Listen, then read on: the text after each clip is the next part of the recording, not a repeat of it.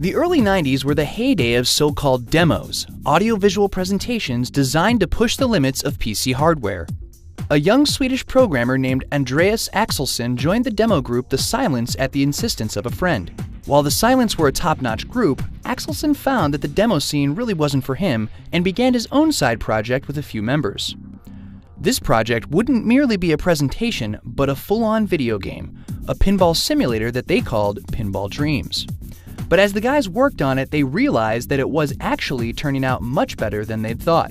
The project was going so well, in fact, that they realized they could sell it. Originally, it wasn't even intended to be a commercial product, but as it turned out, it became a product and the company was founded. And so the guys, who were still university students, decided late one night to make their own company called Digital Illusions Creative Entertainment, or DICE.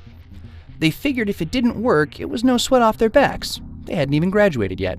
It started from something fun, and in the end it became kind of reality.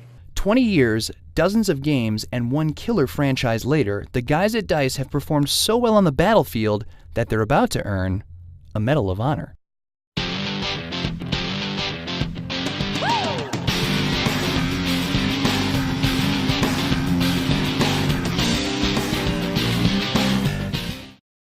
When Pinball Dreams released in 1992, they weren't sure what the reception would be. To their own surprise, it was a smash. No other pinball game of the day had the same level of realism and is to this day considered one of the best pinball sims ever made. Following it up with a sequel was a no-brainer, and they finished off Pinball Fantasy so fast that they released it in the same year, 1992. They gave themselves a bit more breathing room with the third game, Pinball Illusions, which didn't release until 1994. Collectively, these games are referred to as the Pinball Trilogy, which still has a core fan base today. With the conclusion of the trilogy and the great sales the games had generated, DICE knew that they were now a legit company. They figured it was high time to move the business out of their apartments and actually get an office. And after they settled into their new place in Gothenburg, Sweden, they decided to make a more hardcore game. The team went for a futuristic arcade racer with realistic physics, a trait that had helped make their pinball games such a success.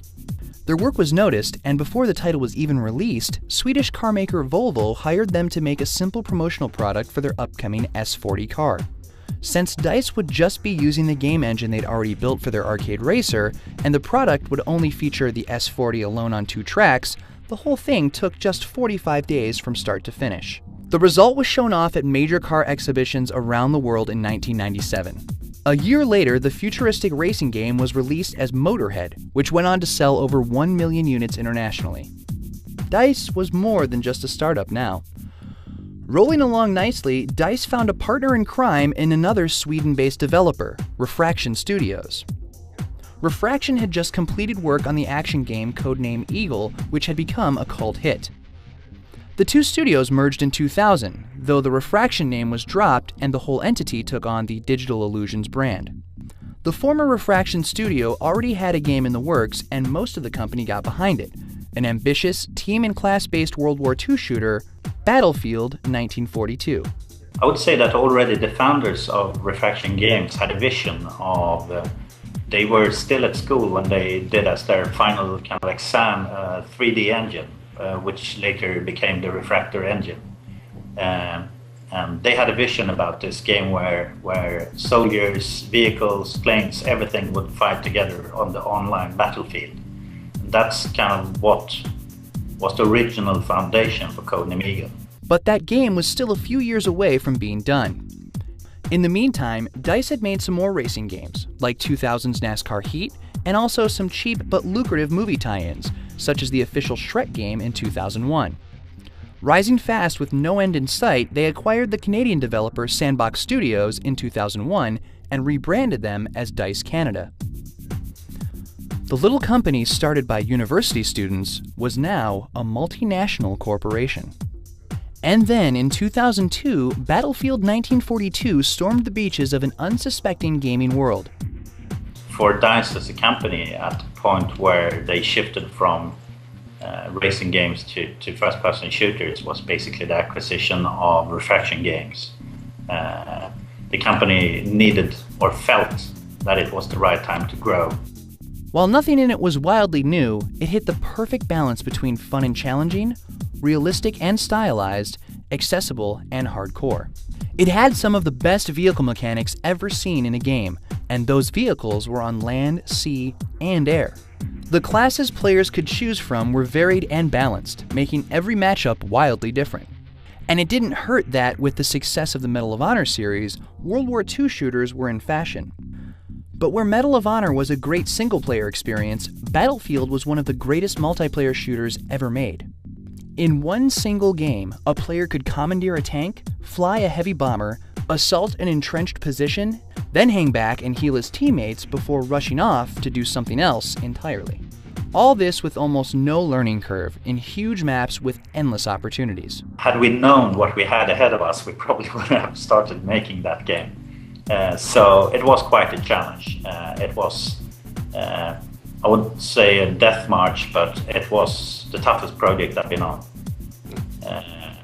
But we pushed through, and we really felt that we had something coming. We knew that it worked in Codename, so we saw the potential for the future. So for a small Swedish studio, it was a kind of impressive undertaking that we finally managed to get through all the way. Technically, the game was faulted for having a weak campaign, but everyone was too busy having fun online to notice. As if all that wasn't enough, DICE made the game modder-friendly, and it wasn't long before the internet was flooded with variations on the stellar core experience. The game was a breakout success and launched the Swedish studio into the upper echelons of game developers. We tried to pitch this game for every publisher in the world, and in the end we had to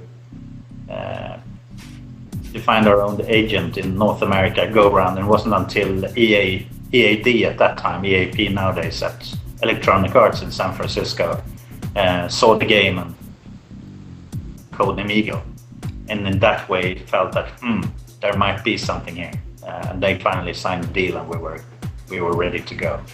Battlefield 1942 became one of the least expected and most loved hits of the year. The first press event when we were about to release the game, and we showed it on USS Hornet at Alameda, San Francisco, the big carrier, so 64 computers in a LAN network on the deck, which was an amazing thing to experience, and you could really feel that success was in the air. And after all that work, it was amazing. The Pinball Wizards were now some of the most elite forces in the world, and it wasn't long before they announced that they'd be deploying to Vietnam. Tune in next time to see DICE advance from history to the far future.